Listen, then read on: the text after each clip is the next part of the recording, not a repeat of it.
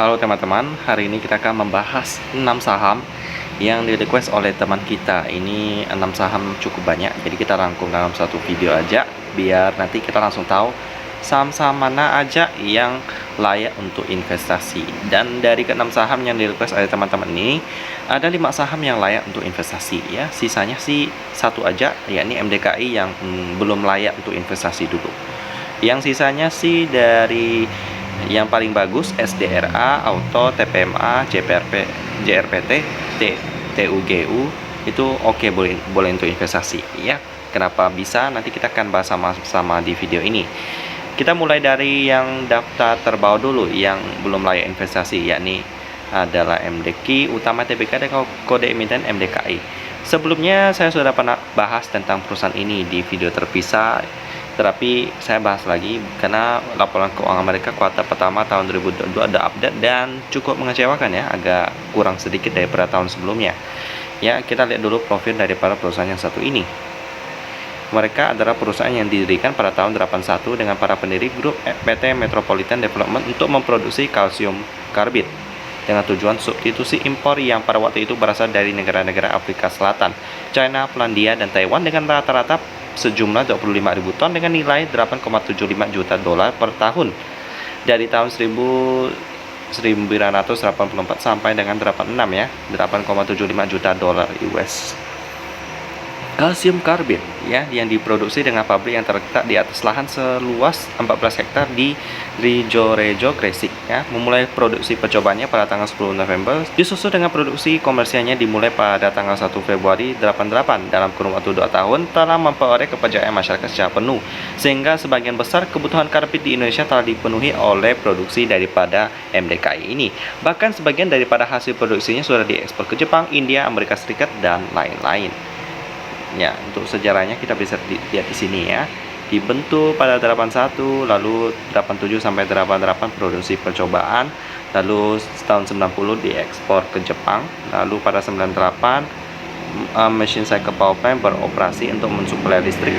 Lalu 2012 diekspor ke Amerika Serikat, 2014 sampai 2015 melakukan peremajaan mesin ya. Untuk produksi mereka lebih produktif lagi, 2017 melakukan IPO dan 2019 memulai produksi percobaan carbide desulfurizer ya. Nah, untuk produk-produk daripada mereka itu kita lihat dulu tentang karbid, kalsium karbida.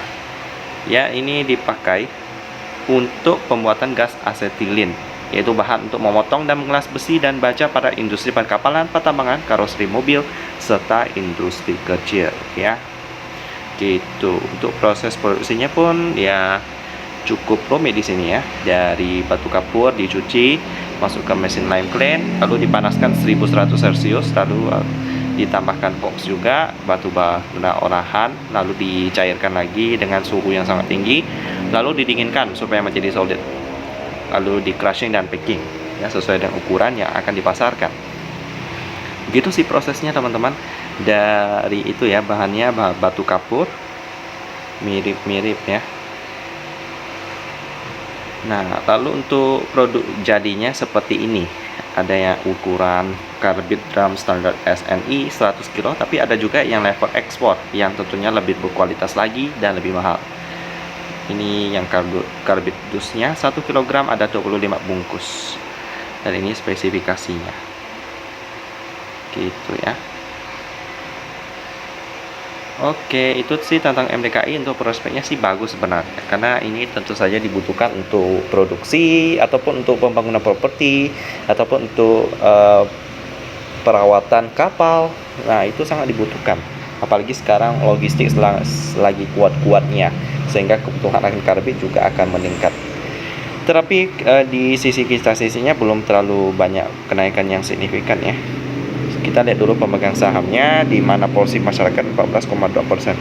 Ini aman. Lalu PT MD Industri Investama sebesar 65,10%. Kalau kita baca di sini beritanya sih oke-oke aja.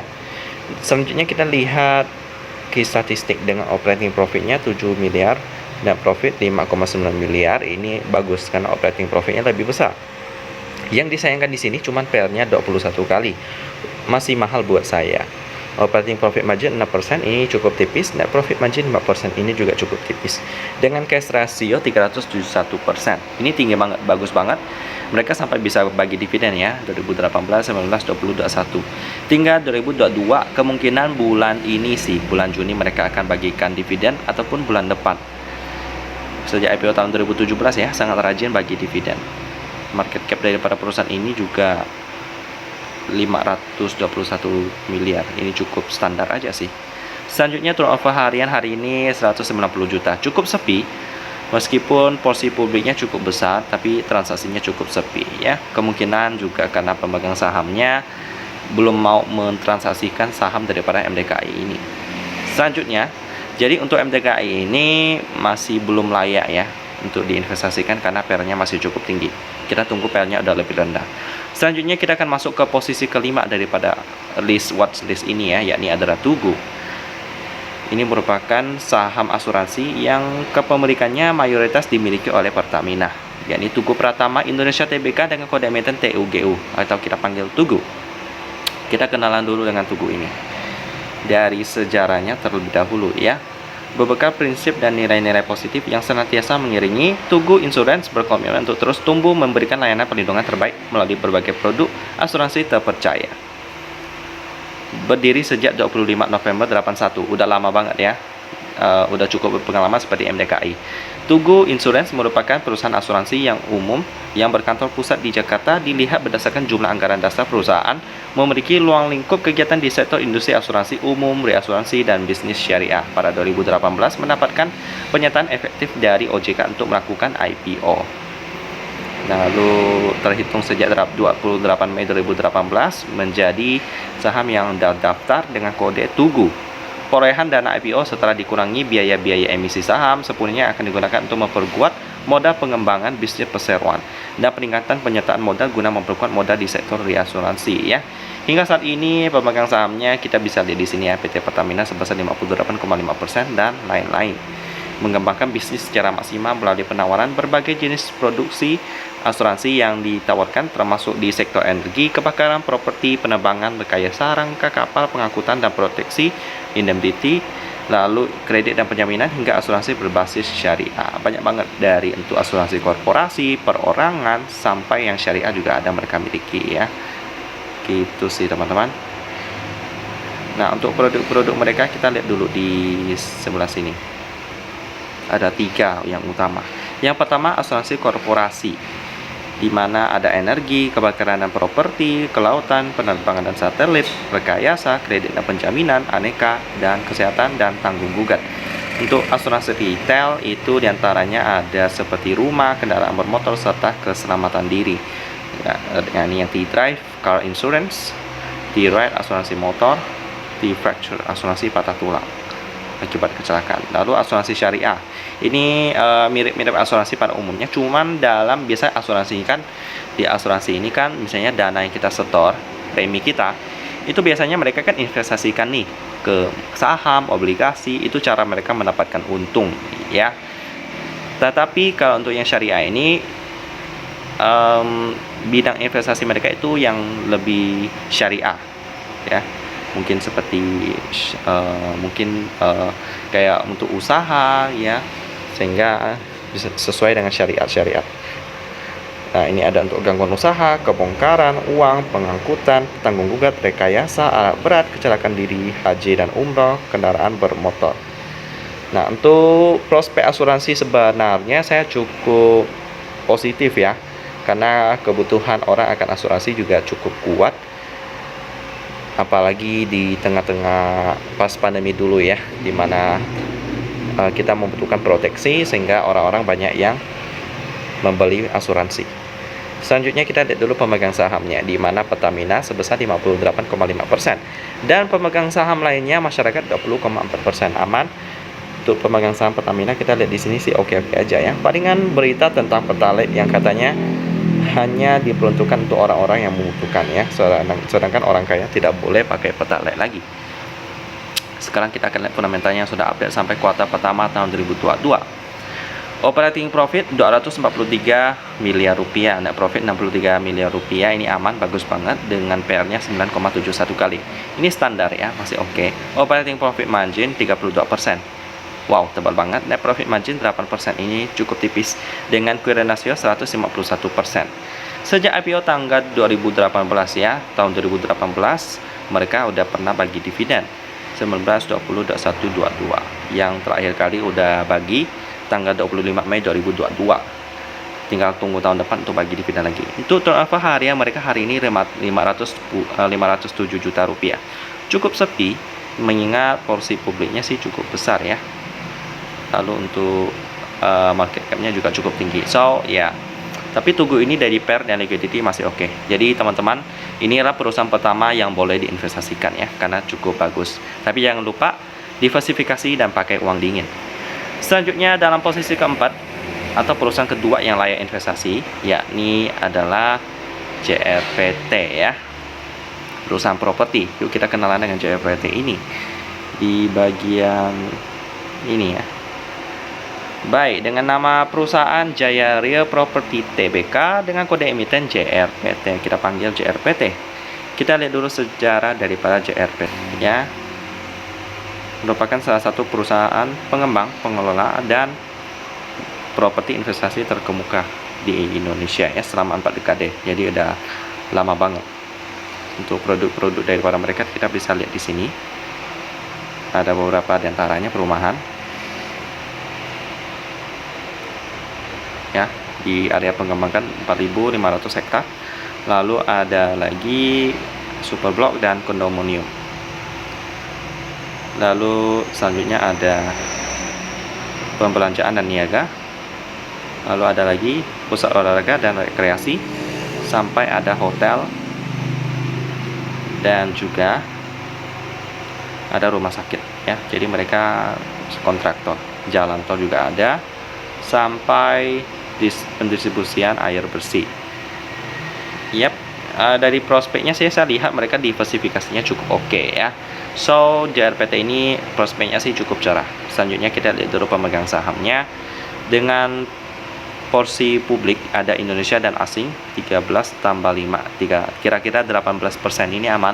Lalu PT Pembangunan Jaya sebesar 63%. Kalau kita baca di sini sih oke-oke aja, aman. Selanjutnya kita lihat dari key statistiknya ya. Kuartal pertama 2022 ada update dengan operating profit 195 juta. Oh bukan ya, 195 miliar rupiah, karena perusahaan ini cukup besar ya, market cap-nya 6,6 triliun dengan net profit 176 miliar rupiah. Bagus banget dengan PR-nya 9,41 kali. Ini cukup standar. Operating profit margin 40%, ini tebal banget. Net profit margin 36%, ini juga tebal banget dengan current ratio 103%. Masih aman, bisa bayar hutang jangka pendek. Untuk tahun ini masih belum bagi dividen ya. Sejak IPO tahun 94, tiap tahun ada bagi dividen ya. Tinggal tahun 2022, kemungkinan bulan ini atau bulan depan, Juni atau Juli.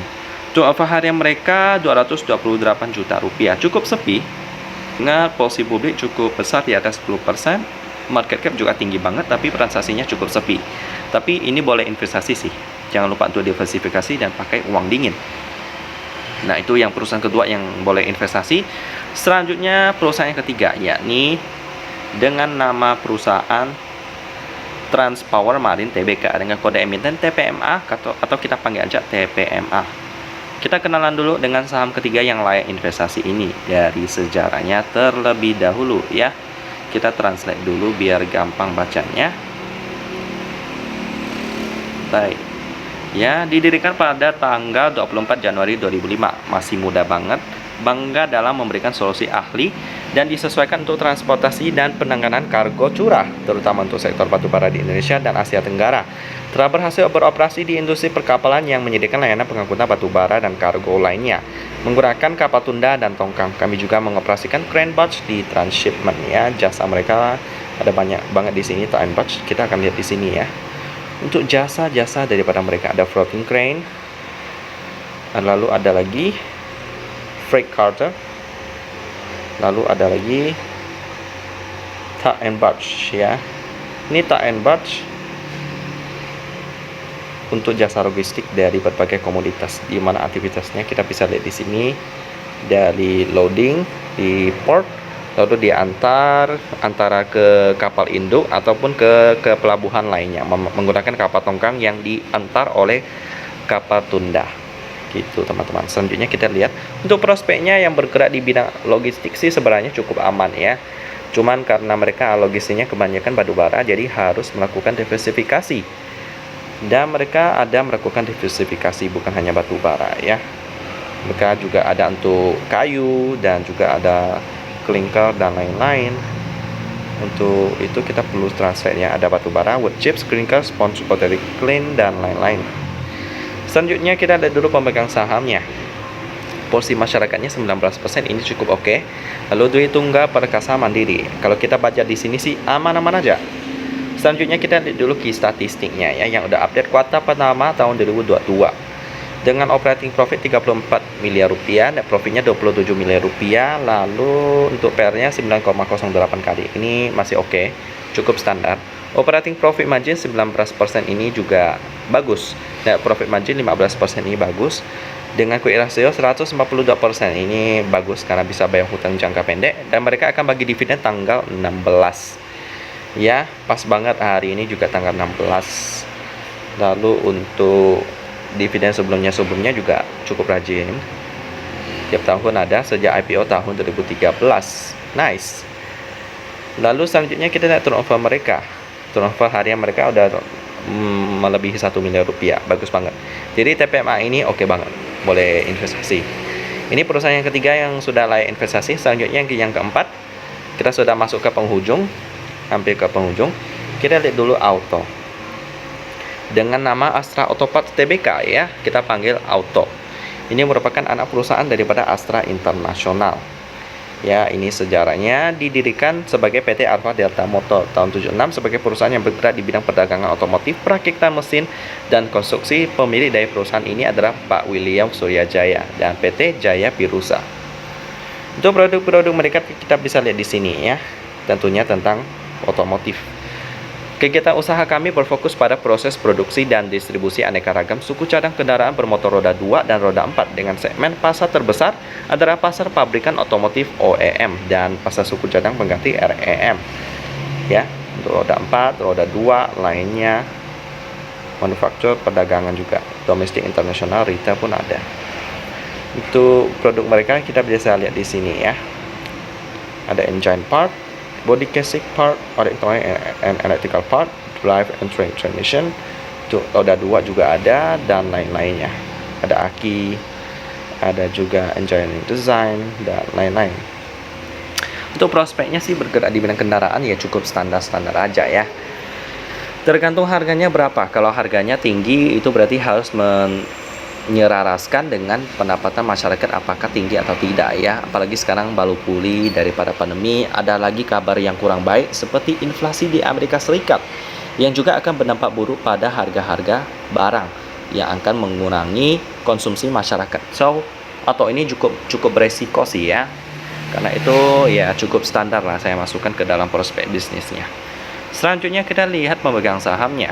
Masyarakat sebesar 20%, lalu PT Astra International Tbk 80%. Untuk posisi masyarakat aman, lalu kita lihat profil daripada Astra International sih aman-aman aja. Konglomerat yang satu ini sih pastinya harusnya aman. Lalu kita lihat kuartal pertama tahun 2022 laporan keuangan ada update ya, dengan operating profit 100 miliar, net profitnya 225 miliar. Ini net profitnya lebih besar. Saya kurang suka sih, tapi setidaknya ada operating profit. Dengan PER 6,52 kali, oke banget. Lalu operating profit margin 2%, tipis banget. Dengan net profit margin 4,9%, ini cukup tipis juga. Current ratio-nya 148%. Nah, ini oke, masih oke lah. Lalu untuk tahun 2022 udah bagi dividen ya. Seharusnya tiap tahun bagi sekali sih. Jadi kemungkinan nanti tahun ini dia akan bagi sekali lagi pada bulan 10 Oktober. Untuk turnover harian hari ini sih sekitar 5,3 miliar rupiah. Oke ya. Jadi Auto ini lolos mendapatkan posisi kedua untuk saham yang layak diinvestasikan untuk video yang satu ini. Selanjutnya yang nomor 1, yakni adalah perusahaan bank yang diakuisisi oleh perusahaan daripada Korea, ya, yakni adalah Bank Wuri Saudara Indonesia 1906 TBK dengan kode emiten SDRA, atau kita panggil aja SDRA. Ya, kita lihat dulu sejarah mereka. Ya, dari namanya aja kita tahu mereka berdiri tahun 06 dengan nama awal Himpunan Saudara sebagai cikal bakal PT Bank Himpunan Saudara 1906 TBK, ya, sebelum akhirnya diakuisisi oleh Bank Wuri. Pada awal tahun 2014, Bank menjalin kerjasama strategis dengan Wuri Bank Korea. Kerjasama tersebut ditandai dengan masuknya Wuri Bank Korea dan PT Bank Wuri Indonesia, anak perusahaan dari Wuri Bank Korea di Indonesia.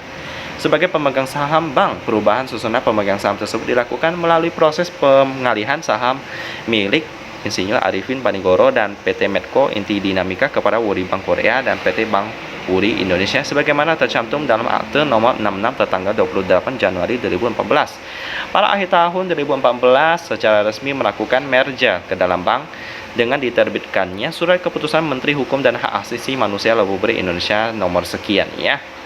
Akhirnya dan akte efektifnya penggabungan usaha, nama PT Bank Himpunan Saudara 1906 TBK berubah menjadi PT Bank Wuri Saudara Indonesia 1906 TBK, ya.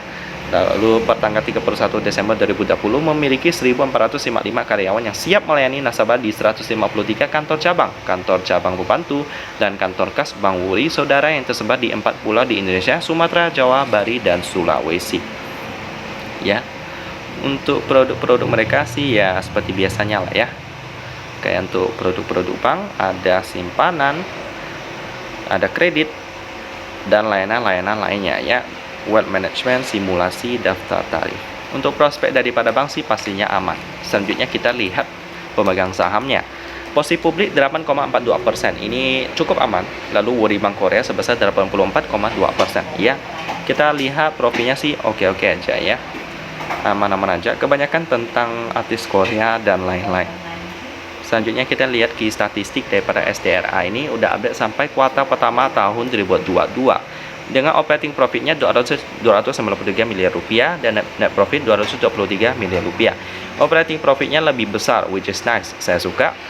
Itu kenapa mereka juga bisa juara satu, karena PR-nya 5,51 kali. Ini bagus banget, ya. Hampir masuk watchlist premium saya dengan operating profit margin 41%, sangat tebal. Net profit margin 31%, ini juga cukup tebal dengan quick ratio 145%. Bagus, ya. Lalu tiap tahun mereka ada bagi dividen dari 2017, 18, 19, 20, 21 dan sampai 2022 kalau kita lihat di sini. Tinggal tunggu tahun depan lagi sih mereka akan bagi dividen sejak IPO tahun 2006. Turnover harian mereka hari ini sih cukup sepi, cuma 71 juta rupiah, ya, karena posisi publik yang kecil dan kemungkinan pemegang sahamnya nggak mau jual SDRA karena saham ini bagus banget. So, itulah pembahasan daripada SDRA sebagai penutup yang oke banget sampai bisa juara satu, ya. Jadi ada 5 perusahaan yang layak investasi dari Tugu, JRPT, TPMA, Auto sampai SDRA. Cuman MDKI yang masih belum lolos. Kita tunggu kinerja mereka, ya. Jadi demikian pembahasan tentang serba-serbi warna-warni saham Indonesia part ketiga ini. Semoga bisa membantu dalam memutuskan saham apa yang layak untuk diinvestasikan. Jangan lupa untuk melakukan diversifikasi dan memakai uang dingin. Dan kita ketemu lagi di video selanjutnya.